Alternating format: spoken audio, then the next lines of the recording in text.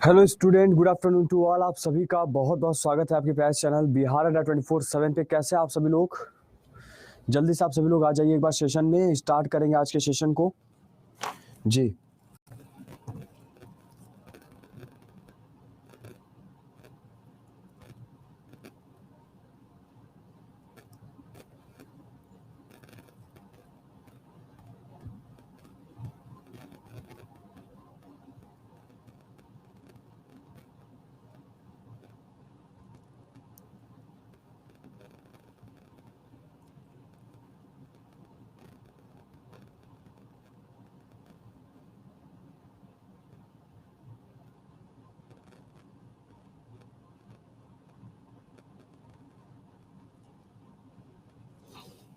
चलिए एक बार आ जाइए सभी के सभी लोग। ठीक है, आ चुके सभी लोग जी। तो कल की क्लास में हम लोग क्या बात कर रहे थे? कल के क्लास में हम लोग क्या देख रहे थे? एक बार जल्दी से मुझे बता दिए सभी लोग। कल के क्लास में हम लोग कहाँ तक पढ़ चुके थे? ब्लू विड्रॉल हो चुका था। ब्लू विड्रॉल हो चुका था। ब्लू विड्रॉल हो चुका था। Plaster of Paris, plaster of Paris तक हो गया था। ठीक है, ओके, प्लास्टर ऑफ पेरिस तक हो गया था। ठीक है, चलिए तो हम लोगों को क्या पढ़ना था? सोडियम डाइक्रोमेट के बारे में हम लोग को पढ़ना था। ठीक है, सब फॉर्मूला ही बताए थे। अच्छा, प्लास्टर ऑफ पेरिस का कल फॉर्मूला ही बताया था मैंने, मतलब वही आगे पढ़ना बाकी था। मैं वो डॉक्टर वाला बताया था कि नहीं बताया था? अच्छा ठीक है, चलिए तो देखिए हम लोग बात करेंगे यहाँ पे प्लास्टर ऑफ पेरिस की, है ना। हम लोग किसकी बात करेंगे? प्लास्टर ऑफ पेरिस की बात करते हैं। ठीक है, प्लास्टर ऑफ पेरिस जिसका फॉर्मूला क्या होता है? CaSO4.12H2O। ठीक है, ये आपका फॉर्मूला हो गया। क्लियर? चलिए अब आगे चलेंगे थोड़ा सा और समझेंगे चीज़ों को और अच्छे से। देखिए यहाँ पर बात करें अगर प्लास्टर ऑफ पेरिस की, तो इसका इस्तेमाल कौन करता है? आप फ्रैक्चर, बोन फ्रैक्चर के तौर पर किया जाता है। It is used by doctor in bone fracture. It is used by doctor, डॉक्टरों के द्वारा इसका इस्तेमाल किया जाता है। It is used by doctor from bone fracture, bone fracture. ठीक है, बोन फ्रैक्चर। बात समझ में आया कि नहीं आया?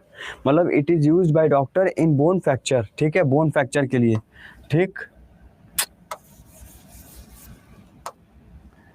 In bone fracture. ठीक है, मतलब हिंदी में क्या बताएंगे? इसका उपयोग डॉक्टरों द्वारा हड्डी के फ्रैक्चर में किया जाता है। इसका उपयोग, इसका उपयोग डॉक्टरों द्वारा, इसका उपयोग डॉक्टरों द्वारा हड्डी के फ्रैक्चर में किया जाता है। हड्डी के फ्रैक्चर में किया जाता है। हड्डी के फ्रैक्चर में किया जाता है। ठीक है, अच्छा फिर उसके बाद जब आगे चलते हैं तो क्या देखते हैं? आगे चलते हैं तो हमें ये पता चलता है कि इसका इस्तेमाल स्टैचू बनाने में भी किया जाता है, मूर्त बनाने में। It is also make statue, यानी जो आपका मूर्ति होता है, जो आपकी मूर्त होती है, उस मूर्त को बनाने में भी इसका इस्तेमाल किया जा रहा होता है। मतलब इसे घर की सजावट के लिए, मतलब घर की सजावट, इसका प्रयोग मूर्तियों को बनाने में किया जाता है। इसका प्रयोग मूर्तियों को बनाने में किया जाता है। इसका प्रयोग मूर्तियों को बनाने में किया जाता है। मूर्तियों को बनाने में किया जाता है। ठीक, उसी के बाद जब आगे बढ़ेंगे तो हमें क्या पता चलेगा? It is also use for the interior designing, जो घरों में इंटीरियर डिजाइन दिया जाता है ना, जो घरों में आजकल आप देख रहे होगे घरों में डिजाइन दिया जा रहा है, इंटीरियर डिजाइनिंग दी जाती है। बहुत सारे डिजाइन के दीवार बनाए जाते हैं, बहुत सारे, जैसे पंखा चल रहा है तो पंखा के ऊपर एक बहुत बड़ा डिजाइन बनवा दिया जाता है, तो वो सब जो डिजाइनिंग होते हैं उसमें भी इनका इस्तेमाल होता है। तो it is used in interior designing, ठीक है, it is used in interior designing. बात समझ में आया? तो इसका इस्तेमाल इंटीरियर डिजाइनिंग में भी किया जाता है, इसे ठीक है, इसका इस्तेमाल, इसे घर की सजावट के लिए भी प्रयोग किया जाता है, इसे घर की सजावट के लिए, इसे घर की सजावट के लिए, इसे घर की सजावट के लिए भी प्रयोग किया जाता है। क्या किया जाता है? प्रयोग किया जाता है। बात समझ में आया? इसे घर के सजावट के लिए भी प्रयोग किया जाता है, ठीक है। जल्दी से लिख लीजिए सभी लोग, लिख लीजिए सभी लोग, लिख लिया सभी लोगों ने? ठीक है, जल्दी से लिखिए और जल्दी से बताइए, जल्दी से लिखिए और जल्दी से बताइए जी। हो गया? सेकेंड लाइन कहता है मूर्तियों को बनाने में, जो मूर्तियां बनती है, जो आप मूर्तियां देख रहे होते हो, वो स्पेशली हो तो पत्थर ही है, वो पत्थर पेंट किया गया होगा, पत्थर में जो है कुछ ना कुछ मिलाया गया होगा, तो वहाँ प्लास्टर ऑफ पेरिस मिला के उसे और मजबूत बना देते हैं, ठीक है, ये चीज़ कठोर बना देते हैं। क्लियर जी? ठीक है, यहाँ तक हो गया?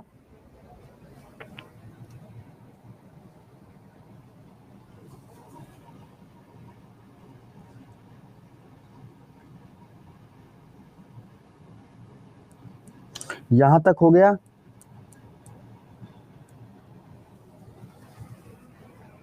है ना? हो गया क्लियर? आगे चलिएगा, आगे जब चलेंगे तो हमें क्या मिलेगा? आगे हमें मिलेगा सोडियम डाइक्रोमेट।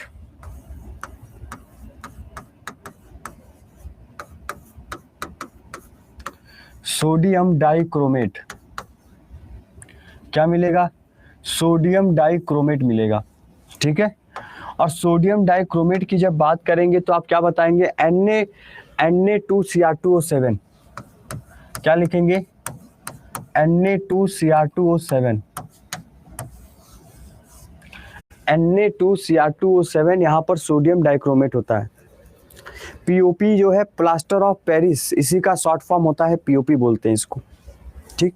सोडियम डाइक्रोमेट जिसको हम लोग यहाँ पर Na2Cr2O7 के नाम से जान रहे हैं, ठीक है, क्लियर है? लिख लीजिए सभी लोग, इसका इस्तेमाल क्यों होता है? तो आप क्या लिखेंगे कि इसका जो यूज किया जाता है, इट इज यूज्ड,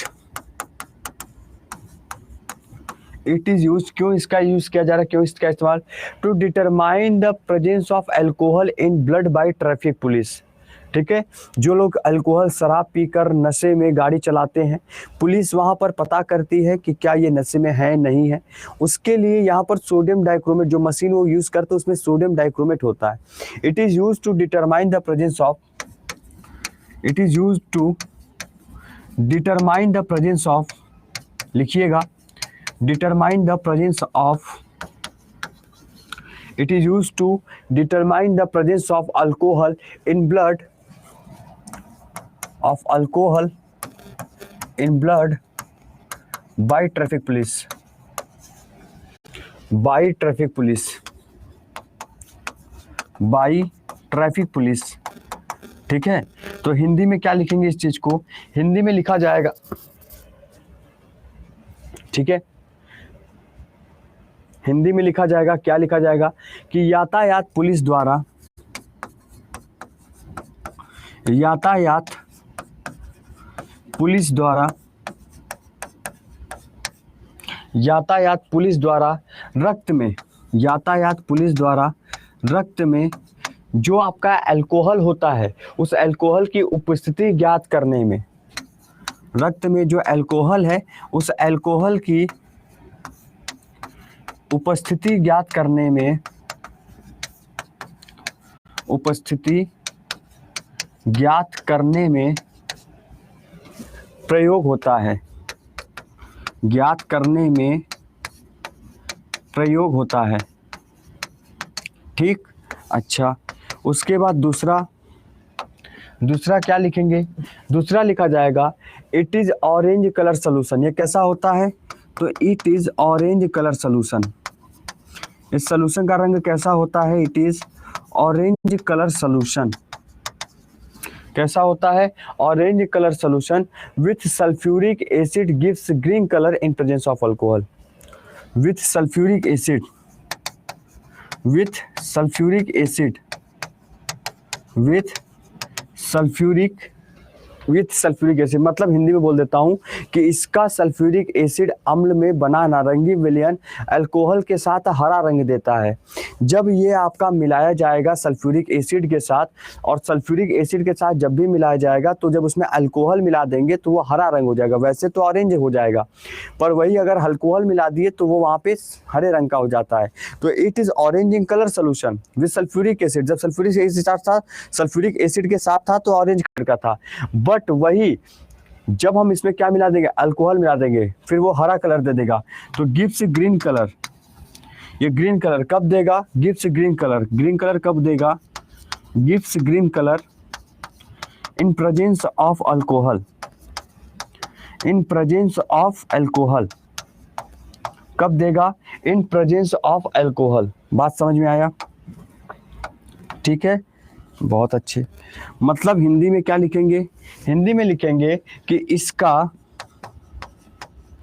इसका सल्फ्यूरिक एसिड की बात कर रहे हैं, इसका सल्फ्यूरिक अम्ल, ठीक है, सल्फ्यूरिक अम्ल में बना नारंगी रंग में बना नारंगी रंग जो होगा,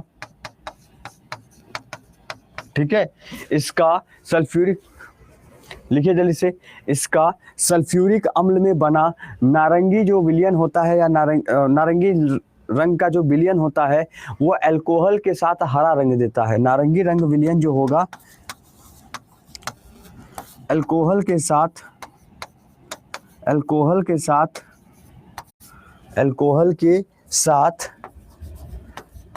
हरा रंग देता है। क्या देता है? हरा रंग देता है, हरा रंग देता है। ठीक, लिख लिया सभी लोगों ने? ठीक है, मतलब यह होता है कि जब ये सोडियम डाइक्रोमेट सल्फ्यूरिक एसिड के साथ रहेगा तो नारंगी रंग देगा, पर वो नारंगी रंग में अगर जरा सा भी हमने अल्कोहल मिला दिया, जरा सा अल्कोहल मिलाया, तो वो आपका हरा रंग हो जाता है। जो पुलिस, ट्रैफिक पुलिस लेके पब खड़ी रहती है, उसमें दो तरीके की मशीन होती है। एक तो हवा फूकने वाली होती है, एक ऐसा होता है कि उस मशीन के अंदर लिक्विड भरा होता है, उसका कलर चेंज होता रहता है। तो अगर वहां पर कोई अगर नशा पदार्थ सेवन करके जा रहा है, अगर आप वो फूंक मारेगा तो वही पानी का रंग हरा बदल गया, इसका मतलब अल्कोहल का वहां पे महक चला गया, वो होता है। बोरेक्स बाकी है, वो मैं करा लूंगा, बोरेक्स कराऊंगा, आप परेशान मत होइए।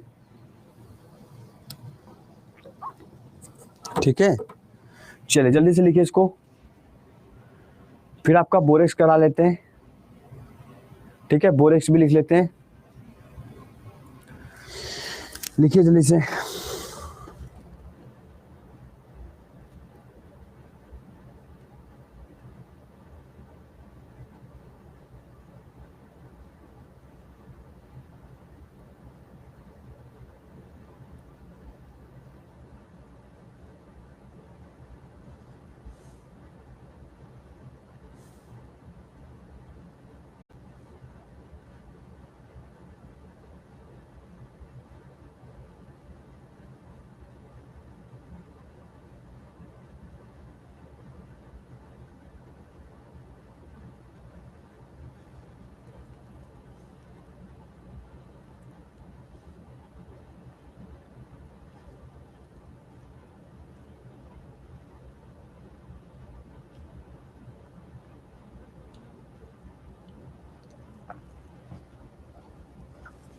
ठीक है, चलिए लिख लिया सभी लोगों ने?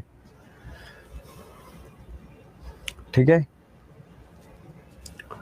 चलिए आगे चले, आगे चलते हैं। आगे चलते हैं, क्या लिखेंगे सर हम लोग? बोरेक्स।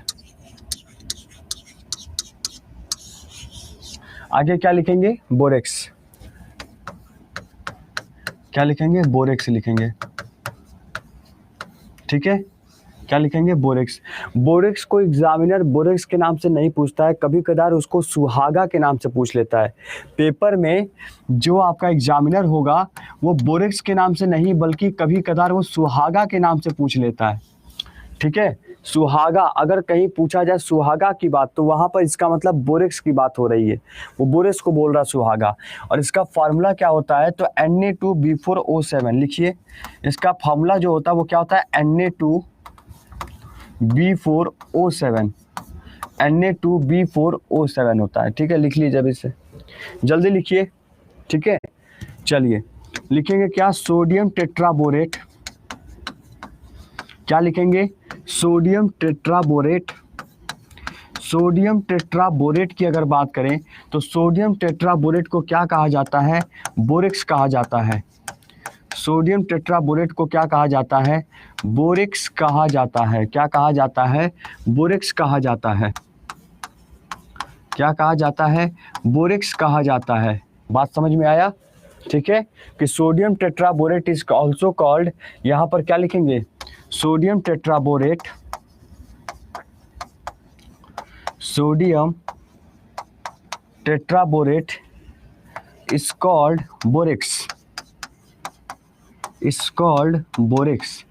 ठीक है, अच्छा, अब इसके बाद जब आगे बढ़ेंगे तो यहाँ पर समझ में आना चाहिए कि अब हमें इसका इस्तेमाल कहाँ पे होता है ये पता करना है।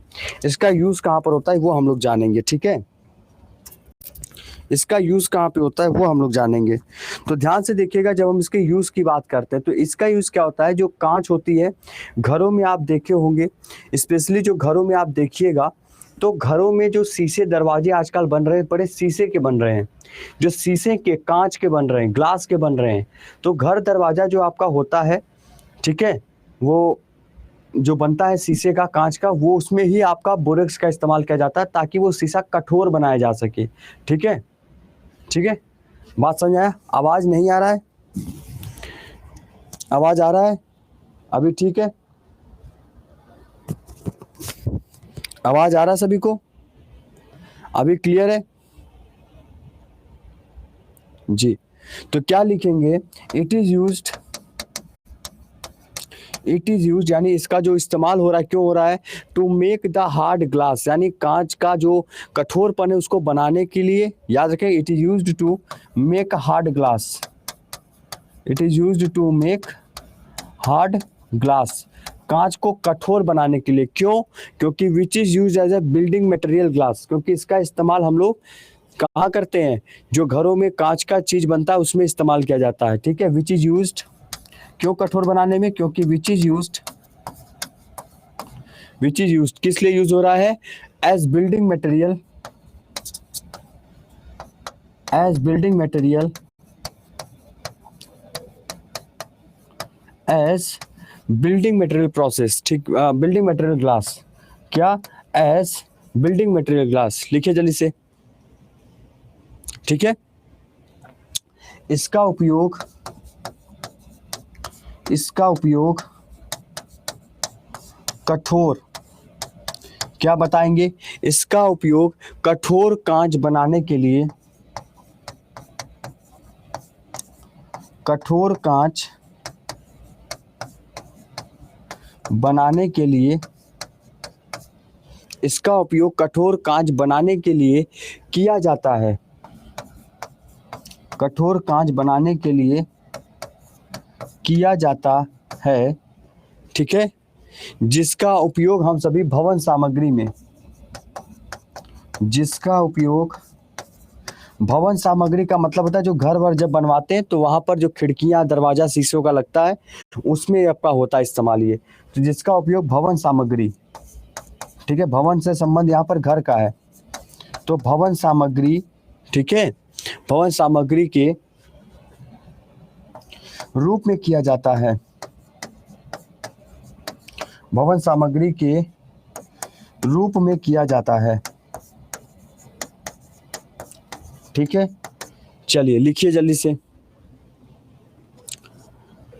लिखिए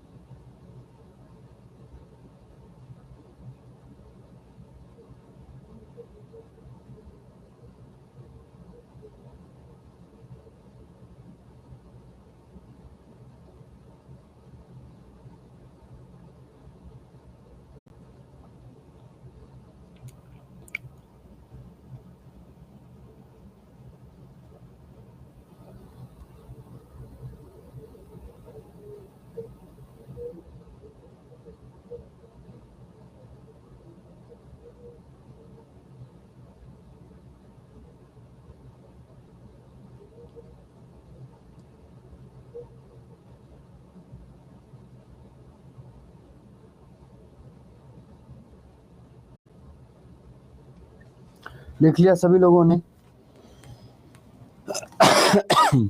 लिख लिया? चलिए, तो यही आपकी सभी चीज़ें थी जो आपको बतानी थी। मतलब सॉल्ट भी आपका ख़त्म हो गया, ठीक है। अब जो आगे हम लोगों को पढ़ना है, ठीक है, अब आगे जो हम लोगों को मतलब क्या कहते हैं, ठीक है, आगे जो हम लोगों का नेक्स्ट चैप्टर है वो नेक्स्ट चैप्टर है मेटल्स नॉन मेटल्स। क्या होगा? मेटल्स नॉन मेटल, धातु अधातु। पोटास एलम अभी नहीं हुआ है, पोटास एलम अभी नहीं हुआ है, पोटास एलम नहीं। अच्छा पोटास एलम नहीं हुआ, अच्छा सॉरी, चलो अच्छा पोटास एलम लिख लीजिए फिर। पोटास एलम नहीं हुआ है ना? है नहीं हुआ है? नहीं सर नहीं हुआ है, ठीक है। तो लिखिए पोटासियम लिख लीजिए, फिर आगे लिखिए पोटासियम, लिखिए पोटास एलम लिखिएगा। क्या लिखेंगे? पोटास एलम लिखेंगे, ठीक है। पोटास एलम यानी कि आपका पोटास फिटकरी हो जाएगा।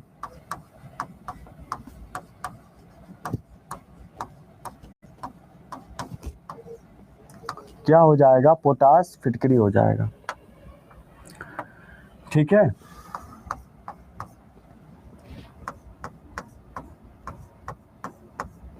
पोटास एलम पोटास फिटकरी क्या होता है जानते हैं?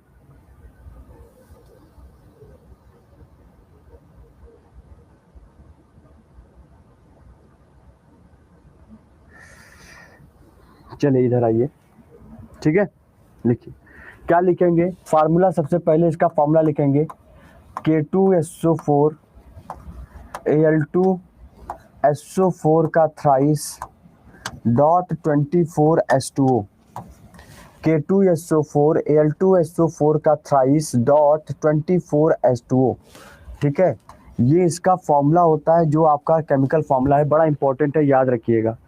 ये इसका फार्मूला है, ये इसका फार्मूला है, याद रखना, बड़ा इंपॉर्टेंट। यही इसका रासायनिक सूत्र है, ठीक है। यही इसका रासायनिक सूत्र है, केमिकल फार्मूला होता है, लिख लीजिए, ठीक है। क्लियर? क्लियर सभी को? हो गया? ठीक, अच्छा। ये कैसा होता है? तो इट इज, लिखिएगा, it is white crystal, it is white crystal salt. ये कैसा होता है? वाइट कलर क्रिस्टल सॉल्ट होता है। It is white colour crystal salt होता है, यानी एक ये सफेद क्रिस्टलीय पदार्थ होता है। कैसा होता है? यह सफेद रंग का क्रिस्टलीय पदार्थ होता है, यह सफेद रंग का क्रिस्टलीय पदार्थ होता है। क्या होता है? क्रिस्टलीय पदार्थ होता है, यह सफेद रंग का क्रिस्टलीय पदार्थ होता है। बात समझ में आया? ठीक। किस लिए इसका इस्तेमाल होता है? Which is used as a antiseptic, which is used as a antiseptic, which is used as a antiseptic, क्या लिखेंगे, which is used as a antiseptic. यानी कि आप देखते हैं जब कभी चोट लग जाती है या फिर जब कभी आप दाढ़ी या कुछ दाढ़ी वाड़ी बनवाते हैं तो दाढ़ी में अचानक से कुछ कट जाता है, तो जो सैलून में जाते हैं जब वह दाढ़ी बनवाने तो वहाँ पर वो फिटकरी का इस्तेमाल करता है, जब खून बह जाता है हल्का सा कट जाता है तो वहाँ पर which is used as a antiseptic, यानी कि जो कि एंटीसेप्टिक होता है। क्या होता है, जो कि एंटीसेप्टिक होता है। क्या होता है, जो कि एंटीसेप्टिक होता है। ठीक है, कैसा होता है, एंटीसेप्टिक होता है। ठीक, और जैसा कि मैंने आपको बताया ब्लड क्लॉटिंग, जब कभी खून बहने लग जाता है तो उसको रोकने में भी बड़ा मदद करता है, ये ब्लड क्लॉट करने में हेल्प करता है। तो लिखेंगे it is known to blood clotting on minor cut, जब छोटे मोटे चोट लग जाते हैं, छोटे मोटे कट लग जाते हैं, it is known to blood clotting. ठीक है, तो ये ब्लड क्लॉटिंग के लिए बहुत जाना जाता है, रक्त को थक्का जमाने के लिए बहुत जाना जाता है जब भी छोटे मोटे चोट लगते हैं। It is known to it is known blood clotting to it is known it is known to do blood clotting on minor cuts। ठीक है, मतलब क्या है, इससे चोट लग जाने पर, इसे चोट लग जाने पर, इसे चोट लग जाने पर, ठीक है, इसे चोट लग जाने पर खून के बहाव को, क्या, खून के बहाव को, खून के बहाव को रोकने में, क्या करने में, तो रोकने में, खून के बहाव को रोकने के लिए प्रयोग किया जाता है, रोकने में प्रयोग किया जाता है, प्रयोग किया जाता है।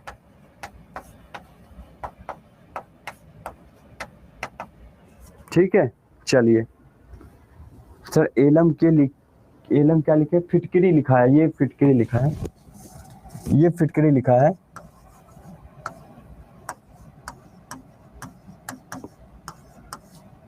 ठीक है, ये आपका फिटकरी हो जाएगा। ठीक, लिख लीजिए। एंटीसेप्टिक का अर्थ ये होता है, जब देखिए 3 तरीके से होती हैं चीजें, जब किसी खून बहती चीजों को रोकना हो तो एंटीसेप्टिक होता है। एंटीबायोटिक वो होता है जो आपकी दवाइयाँ होती हैं औषधियों वाली। ठीक, इस तरीके से चीजें होती हैं, लिख लीजिए सभी लोग।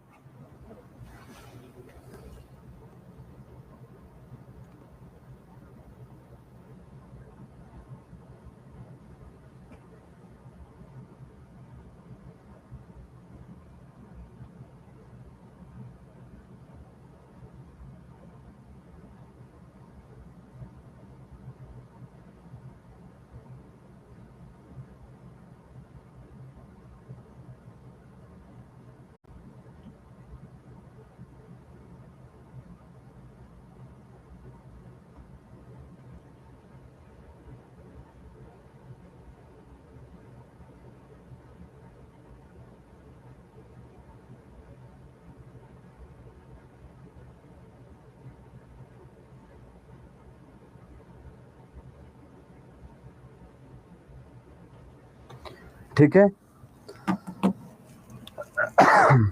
ठीक है, blood clotting on minor cut, minor मतलब छोटा सा कट कहीं लग जाता है तब। ठीक है, हो गया, हो गया। चलिए नेक्स्ट चैप्टर चला जाए, मेटल्स नॉन मेटल्स पे, मेटल्स नॉन मेटल्स पे चला जाए। हाँ, कमेंट सभी का देख रहा हूं मैं, सिमरन जी, सोनी, आकाश, आयुष, अभिषेक। ठीक है, चलिए आगे चलेंगे। नेक्स्ट चैप्टर आपका स्टार्ट होने वाला है metals non metals, metals and non metals. ठीक है, मतलब जिसे क्या बोला जाएगा, धातु अधातु बोलते हैं। क्या बोलते हैं, धातु एवं अधातु बोला जाता है। समझेंगे मेटल्स क्या होता है, नॉन मेटल्स क्या होता है, धातु एवं अधातु। आपका न्यू चैप्टर आपका शुरू हो गया। नए पेज से लिखना शुरू करिएगा, एकदम नए पेज से आप लोग शुरू करेंगे। मेटल्स और नॉन मेटल्स के बारे में जानेंगे। ठीक है, लिख लीजिए जल्दी से।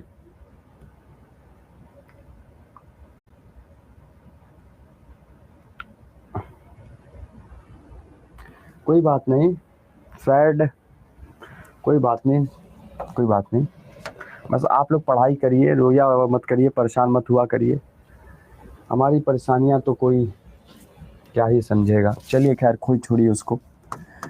आइए इस पे आइए, मेटल्स नॉन मेटल्स की बात करेंगे। ठीक है, अब मेटल्स नॉन मेटल्स पढ़ने के लिए हमें सबसे पहले जो जानना पड़ेगा वो जानना पड़ेगा हमें, मतलब आपका क्या पढ़ना पड़ेगा। बेस हो चुका है रोनित सुमन, पहले आप पुराना क्लास देख के आइए। ठीक है, बोहर्स मॉडल पढ़ना पड़ेगा। क्या पढ़ना पड़ेगा? बोहर्स मॉडल पढ़ना पड़ेगा। क्या पढ़ना पड़ेगा? Bohr's model. बोहर के द्वारा जो परमाणु मॉडल दिया गया था बोर के द्वारा, उस बोर का परमाणु मॉडल हम लोग को जानना पड़ेगा कि उन्होंने क्या बताया था।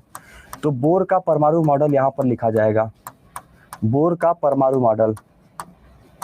ठीक है, आइए जानते हैं कि बोर के परमाणु मॉडल की चर्चाएं इतनी क्यों थी, आखिर इन्होंने क्या बताया था ऐसा। ठीक है, ठीक है, बात समझ आया? क्लियर? चलिए तो बोर की बात करते हैं, बोर मॉडल की बात करते हैं, बोर का परमाणु मॉडल जानते हैं, कोशिश करते हैं क्या होता है। बोर ने कहा था कि कोई भी एलिमेंट क्यों ना हो, कोई भी तत्व क्यों ना हो, उस तत्व का जो बाहरी कक्ष होगा, उस एलिमेंट का जो आउटर मोस्ट सेल होगा, उस बाहरी कक्ष में इलेक्ट्रॉन की संख्या 8 होगी, तभी वो स्टेबल माना जाएगा, स्थायित्व माना जाएगा।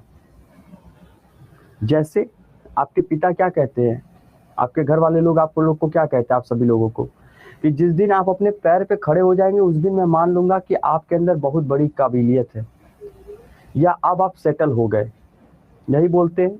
ठीक वैसे ही बोहर ने भी यह बात बोली थी कि यदि किसी एलिमेंट के बाहरी कक्ष में इलेक्ट्रॉन की संख्या 8 होगी तो वहां पर वो आपका एलिमेंट स्थायित्व माना जाएगा, वरना स्थायित्व नहीं माना जाएगा।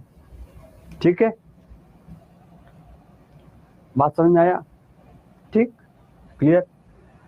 अब इसी बात को बताने के लिए हम यहाँ पर जानेंगे कि किस तरीके से इन्होंने इस चीज को बताया था।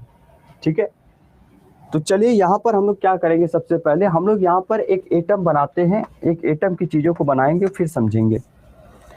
तो देखिए ये आपका न्यूक्लियस हो गया। ठीक है, उसके चारों तरफ आपको ऑर्बिट दिखाई देने लगेंगे। ठीक है, ठीक ठीक,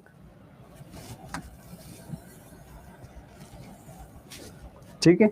अच्छा, ये एक पूरा का पूरा एक एटम है। ये क्या है? ये एक पूरा का पूरा एक एटम है, याद रखिएगा। ठीक है, ये एक पूरा का पूरा एटम है, एक पूरा का पूरा परमाणु है, और इस परमाणु के बीच में ये आपका न्यूक्लियस है, जिसमें आपका क्या पाया जा रहा है, प्रोटॉन और न्यूट्रॉन पाया जाता है। ये बीच में नाभिक है, नाभिक के अंदर क्या दिखाई देगा, प्रोटॉन और न्यूट्रॉन दिखाई देगा। ये आपका एक एटम है, परमाणु है। इस परमाणु के नाभिक में, बीच में नाभिक है, न्यूक्लियस है, जिस बीच में क्या दिखाई दे रहा है, परमाणु में प्रोटॉन और न्यूट्रॉन दिखाई दे रहा है। ठीक, तो इन्होंने एक बात बोली थी, इन्होंने कहा था कि जो हमारा पहला वाला ऑर्बिट है, पहला वाला जो कक्ष है हमारा, इस पहले वाले कक्ष की जो एक इलेक्ट्रॉन की ऊर्जा होनी चाहिए, वहां पर नंबर ऑफ इलेक्ट्रॉन की संख्या बाहरी कक्ष में 2 होना चाहिए। जो एलिमेंट आपका पहले वाले कक्ष में पाया जाएगा उसमें इलेक्ट्रॉन की ऊर्जा 2 होगी। अगर वो दूसरे कक्ष में पाया जा रहा है तो 8 होनी चाहिए। अगर तीसरे में पाया जा रहा है तो इलेक्ट्रॉन की संख्या उसके में 18 होनी चाहिए, या और ऊपर ऑर्बिट चौथे कक्ष में पाया जा रहा है तो 32 होनी चाहिए। ठीक है, तो 2 8 18 और 8 32। ठीक, ये उनका मानना था। उन्होंने बताया था कि इलेक्ट्रॉन को अगर बात करें तो पहले कक्ष में जो भी घूमेगा उस इलेक्ट्रॉन की एक ऊर्जा होगी। ये नहीं कि 32 वाला इलेक्ट्रॉन न्यूक्लियस के पास घूमेगा, नहीं। जिसका इलेक्ट्रॉन बहुत कम होगा, मान लीजिए 2 है, तो 2 जितने इसके जिसके बाहरी कक्ष में इलेक्ट्रॉन की संख्या 2 होगी वो इसी ऑर्बिट में घूमेगा। 8 होगी तो यहाँ पर घूमेगा दूसरे वाले में, 18 होगी तो तीसरे वाले में, 32 होगी तो चौथे वाले में, ऐसे ही आपका आगे बढ़ता चला जाएगा।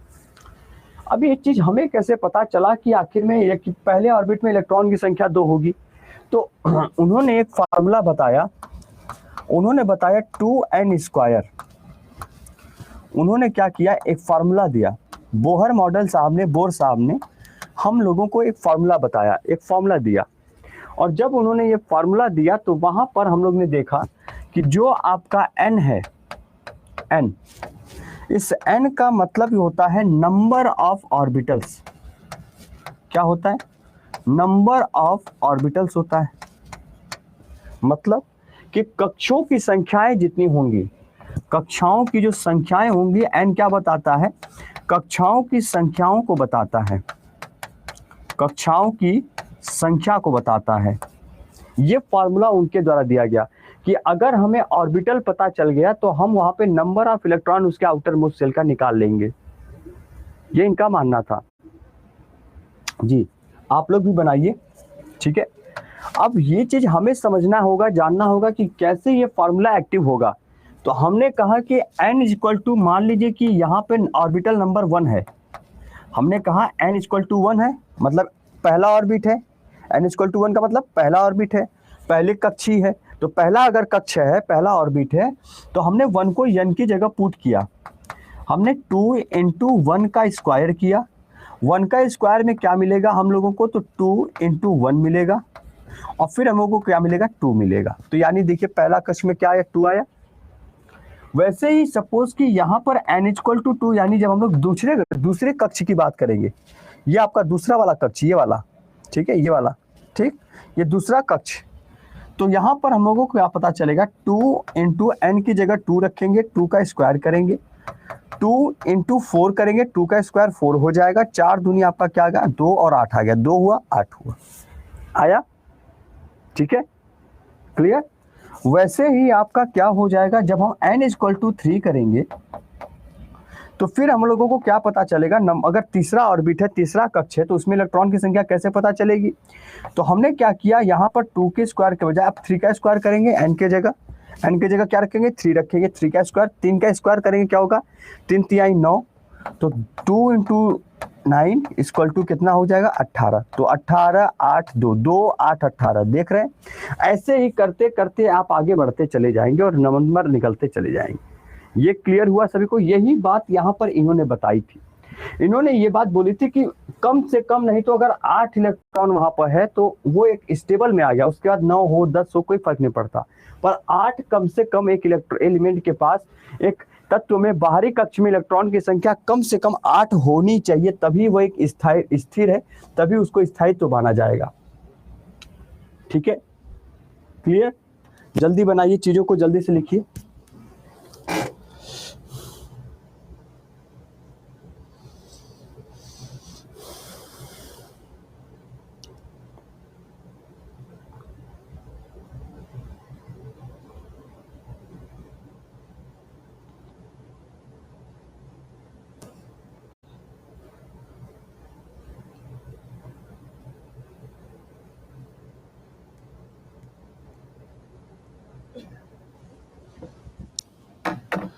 ठीक है, हो गया। हाँ, यदि इलेक्ट्रॉन की संख्या आउटर मोस्ट में 2 हो, चाहे 8 हो, चाहे 18 हो, चाहे 32 हो, पर इससे कम ना हो। ठीक है, क्लियर, ये बात क्लियर है, ये बात समझ में आया। तो अब इन्हीं की बातों को हम लोग एक अपनी भाषा में लिखने की कोशिश करेंगे, और हम लोग उसी चीज को अब लिखने वाले हैं। तो क्या लिखेंगे? Bohr's model of atom. Bohr's model of atom, Bohr model atom की बात करते हैं। क्या कहा था इन्होंने? बोर का परमाणु मॉडल क्या कहता है? कहता है कि यदि किसी परमाणु की बाह्यतम कक्षा, यदि किसी परमाणु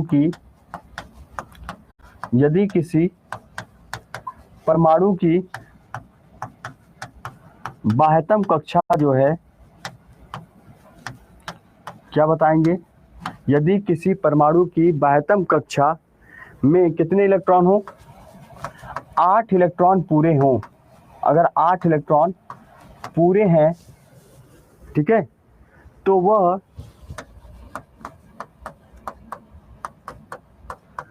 तो वह निम्नतम स्थायित्व धारण करता है, निम्नतम स्थायित्व धारण करता है। ठीक है, स्थायित्व धारण करता है। क्लियर? मतलब ये होता है कि यदि किसी भी आउटर मोस्ट सेल में इलेक्ट्रॉन की संख्या अगर 8 होती है तो वहां पर उसकी स्टेबिलिटी मिनिमम मानी जाती है। ठीक है, इट लिखिए, if any atom completed, English में लिखिएगा, इफ एनी एटम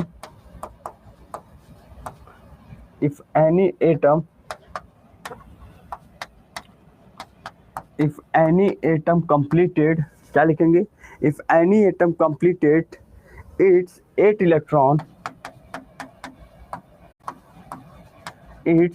electron यानी if any atom completed its 8 electron in its outermost cell,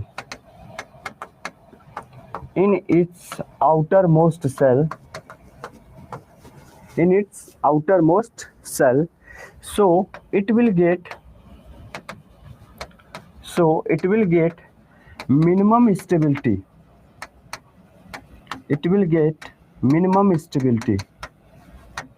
ठीक है, in nature,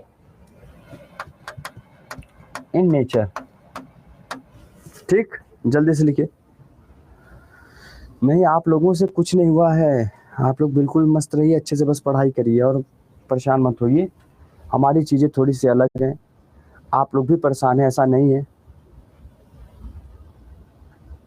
नहीं, हमारा मूड ऑफ नहीं है, हम ठीक हैं, हमारा मूड ऑफ नहीं है, हम बिल्कुल ठीक हैं, बस आप पढ़ते रहिए। निम्नतम है ना, निम्नतम स्थायित्व धारण करता है। ठीक है,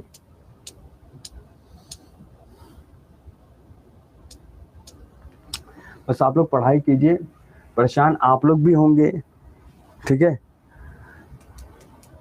ठीक है, आप लोग भी परेशान होंगे, आप लोग भी कहीं ना कहीं लगे होंगे, आप भी अपनी तकलीफ छुपाते होंगे,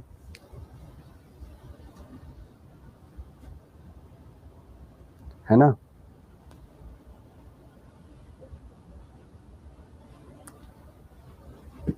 तो डीएलएड का पेड में क्लास लेना है तो आप अड्डा 24/7 का जो ऐप है उसमें जाइए, बिहार डीएलएड 2024 पे क्लिक करिएगा और जब आप बाई नाउ का ऑप्शन दबाइएगा तो चाहे कोई जितना भी कहे आप आपको Y838 लगाइएगा ताकि आप सीधा मेरे साथ आइएगा। ठीक, समझ गए? ठीक है, ठीक है, चलिए। सर एक तरफ से क्यों नहीं पढ़ाते? एक तरफ से इसलिए पढ़ाते हैं क्योंकि हम जल्दी से चाहते हैं कि पहले वो चीज़ें आपको दे दें जिस चीज़ों से आपके पेपर में सवाल बनने को तैयार, ज़्यादा आने को तैयार है ना जी।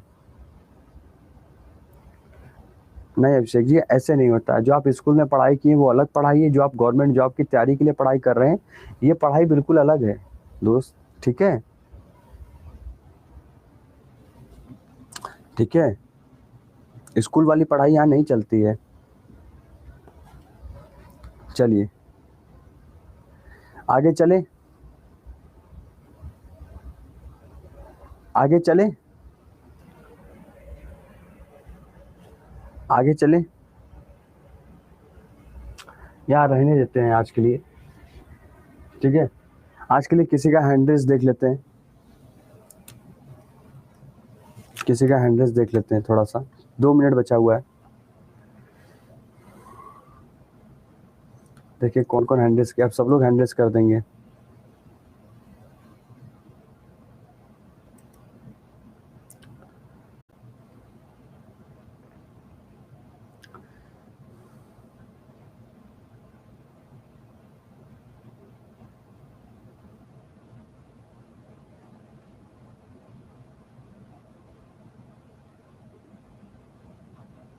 हैंडरेस किसका लिया जाए?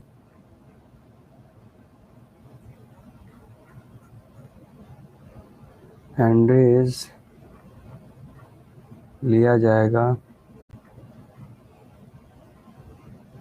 डॉक्टर कैलाश यादव या फराज हुसैन का लेते हैं। फराज हुसैन जी का लेते हैं। फराज हुसैन जी प्लीज़ कनेक्ट करिए आप अपने आप को। आप कल से भी कुछ शायद कहना भी चाह रहे थे आप हमसे, तो प्लीज़ आप, याद आ गया मुझे, आप बताइए क्या कहना चाह रहे थे। फराज हुसैन जी, कनेक्ट हो गए आप? फराज हुसैन जी, आपका समय शायद ख़त्म भी हो गया। जी, और कौन कौन है?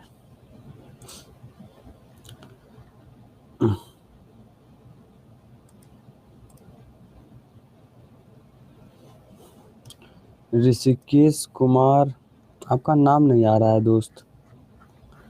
प्रियंका प्रियमराज का आ रहा है।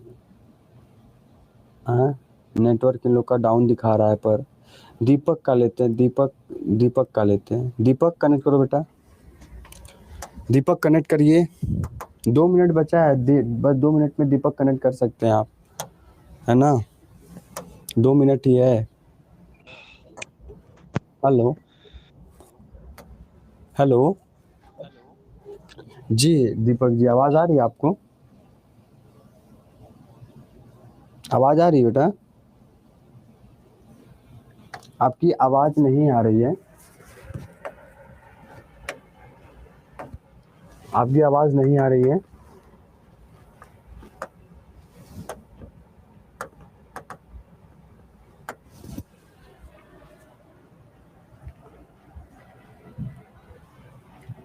हेलो, आपकी आवाज़ नहीं आ रही है।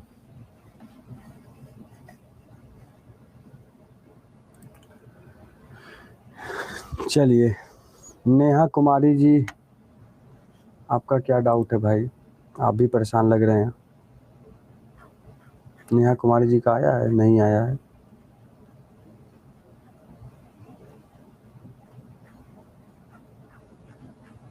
नहीं, नेहा कुमारी जी आपका भी नाम नहीं आया है, अभी हैंडल्स नहीं दिख रहा है यहाँ पे।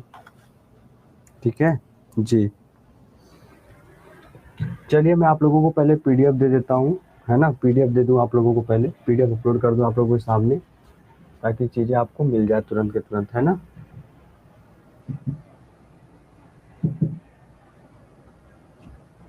पीडीएफ अपलोड हो गया। अब आप लोग को क्लास में भी पीडीएफ, हैंड आउट में भी पीडीएफ आप लोगों को दे देता हूँ।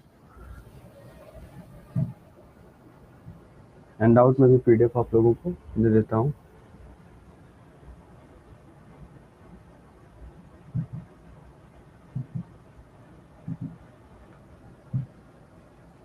ठीक है, अमृता कुमारी जी, क्या क्वेश्चन है? देखिए आपका नाम यहाँ तक छप रहा है, आप जो पूछ रही है।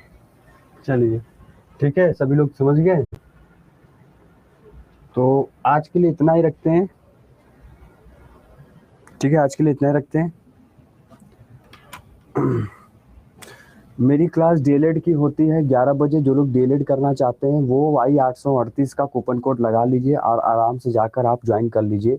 23 तारीख से बैच शुरू हो जाएगा। ठीक है, क्लियर?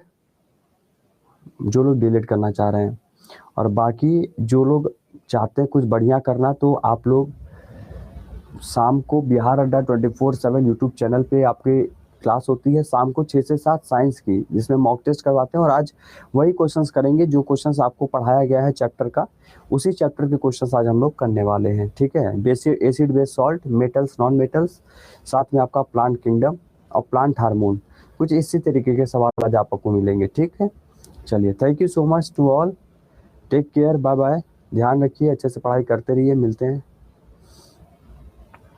ठीक है, उसका पीडीएफ मैं नहीं देता यूट्यूब पे। अच्छा, मैंने देना शुरू किया था, बट कहीं ना कहीं पीडीएफ नहीं दे रहा हूँ, क्योंकि कुछ मुझे बात पता चली, इस वजह से पीडीएफ देना मैंने बंद कर दिया। ठीक है, चलिए, फुल टू फन आपकी, मैं कल आपका कॉल एक्सेप्ट कर लूँगा। आप लोग मुझे कमेंट कर लीजिएगा, आप लोग जानते होंगे दीपांक सर अड्डा 24/7 मेरा इंस्टा है। इंस्टा पे आप, इंस्टा होगा, टेलीग्राम होगा, जहाँ भी होगा आप सर्च कर लीजिएगा, मिल जाएंगे आप। ठीक है, चलिए, thank you so much, take care, पढ़ाई करिए, अच्छे से जुड़ जाइए और लग जाइए आप लोग सिलेक्शन के लिए। ठीक है, बाय बाय, नमस्कार।